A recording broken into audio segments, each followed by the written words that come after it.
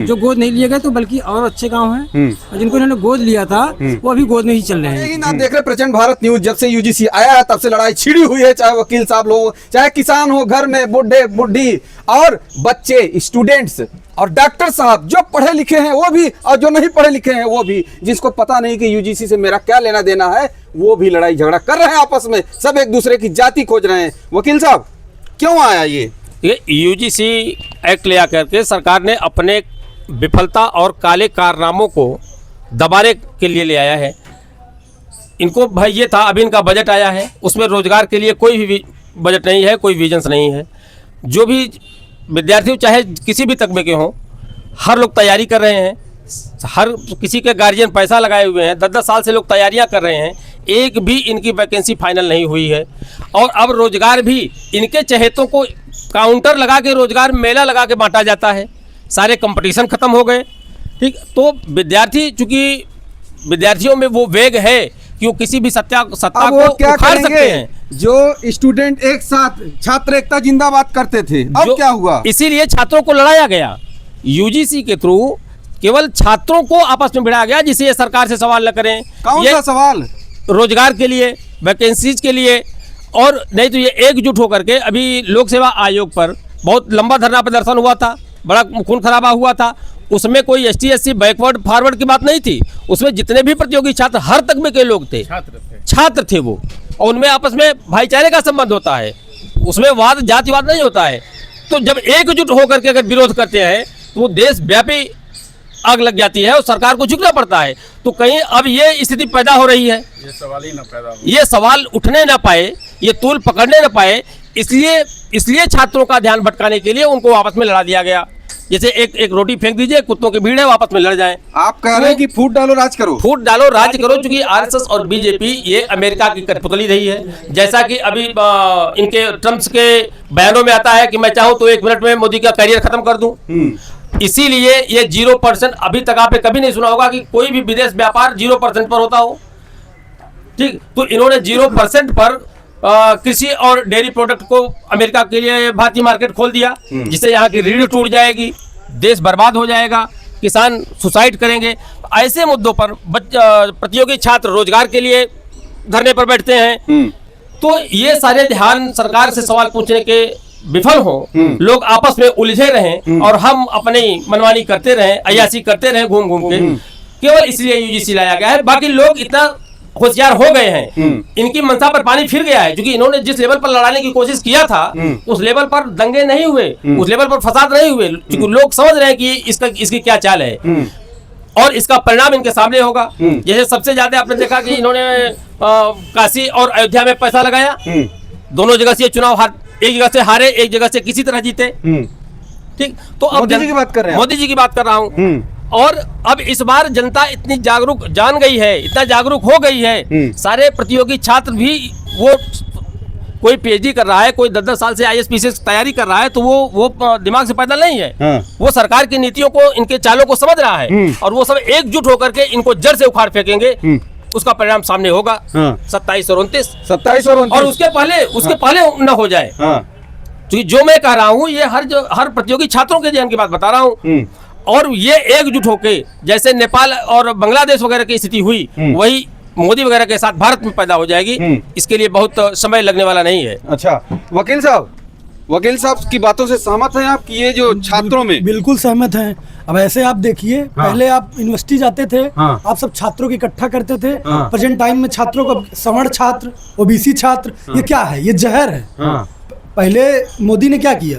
पहले इन्होंने किया धर्म को बंटवारा किया, फिर जात को थोड़ा बांटे, अब छात्रों को बांटने की प्रक्रियाएं चल रही हैं। छात्र आंदोलन करते थे, उनमें यूनिटी होती थी, ये कभी नहीं होता था यूनिवर्सिटी में। आज अब चले जाइए, अभी विश्वविद्यालय में चले जाइए, अब 2 तबके चलने लगे हैं। सिर्फ ये जहर बोया गया ना। आप क्यों ऐसा जहर बो रहे हैं छात्रों के बीच? ये आए दिन चलेगा। पहले वो कुछ करते थे, आंदोलन करते थे, सवाल करते थे, सब लोग मिल के करते थे।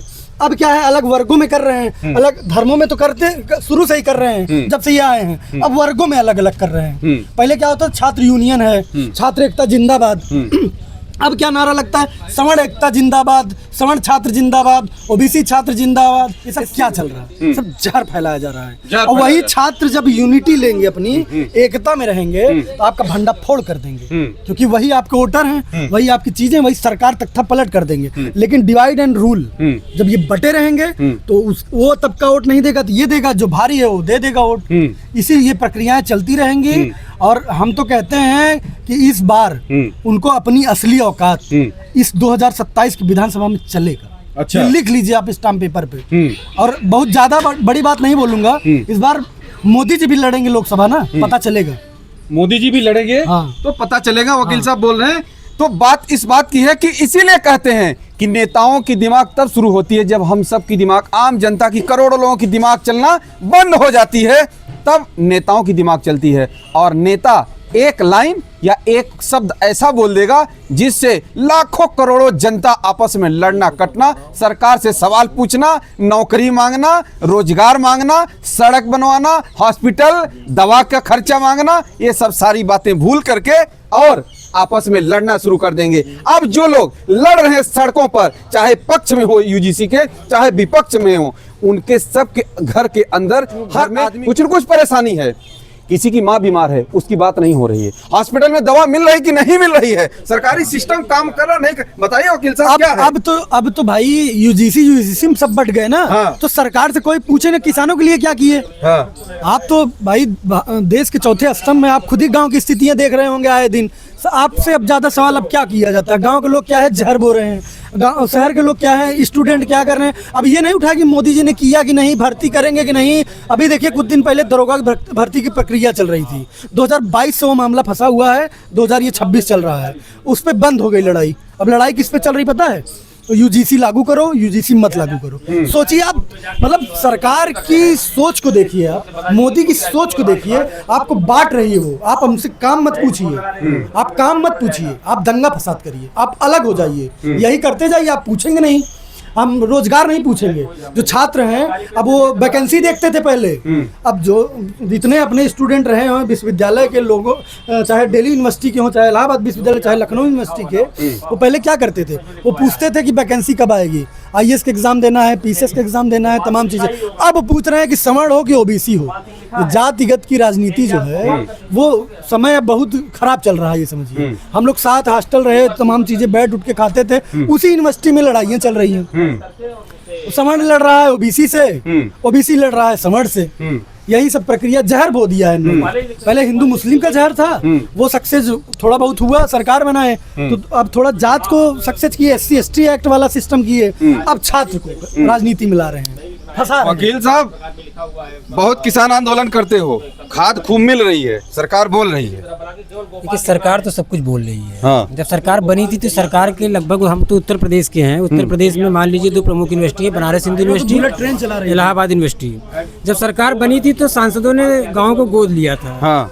वो गांव आज तक न बड़े हो पाए, न दिखे किसी को। हाँ। न वहाँ विकास के कोई मुद्दे आज भी नहीं दिख रहे। वो गांव उसी तरह है जैसे अन्य गांव थे। आप समझिए बनारस हिंदू यूनिवर्सिटी, मदन मोहन मालवीय जी ने उसका निर्माण किया, वो ब्राह्मण थे। लेकिन आज उसी यूनिवर्सिटी के परिसर में ओबीसी छात्र नारा लगा रहे हैं, जो पहले राजनीतिक दल के लोग नारा लगाते थे कि ब्राह्मण बनिया और ये जो तिलक तराजू और तलवार इनको मारो जूते चार। आज जो ओबीसी और SC ST के स्वर्ण के खिलाफ लगा रहे हैं, छात्र लगा रहे हैं। कितना दुर्भाग्य का विषय है। इसी इलाहाबाद विश्वविद्यालय में अभी आप देखेंगे, कुछ दिन पहले भी दिशा एक कोई छात्र संगठन था। हाँ। उसके छात्रों ने स्वर्णों के खिलाफ एक मुहिम छेड़ी थी। बाद में उनको एक लड़ाई झगड़ा हुआ, बाद में मारपीट हुई, फिर पुलिस ने FIR किया दोनों पक्षों को। सिर्फ यूजीसी के एक आंदोलन की छोटी सी आग शुरू हुई और कम से कम 5 लोगों के ऊपर FIR हो गई। ये अभी लेटेस्ट घटना है, 5-7 दिन पहले की है इलाहाबाद विश्वविद्यालय में। आपने जान लीजिए कि जो किया है, जो अपने कारनामे उसको छिपाने के लिए आपने जो प्रयोग किया है, आपने छात्रों को और उनके विश्वविद्यालय के अंदर उनके धैर्य की प्रयोगशाला बना दिया है। आने वाले समय में छात्र जवाब देगा, व्यापारी जवाब देगा, किसान जवाब देगा और सत्ता पलटेगी और भारत फिर उसी तरह खुशहाल होगा जैसे पहले था। तो ये देखिए जो बात किया वकील साहब लोगों ने। अब आप भी क्या सोचते हैं, आप भी कमेंट करके अपनी राय जरूर दीजिएगा। जय हिंद।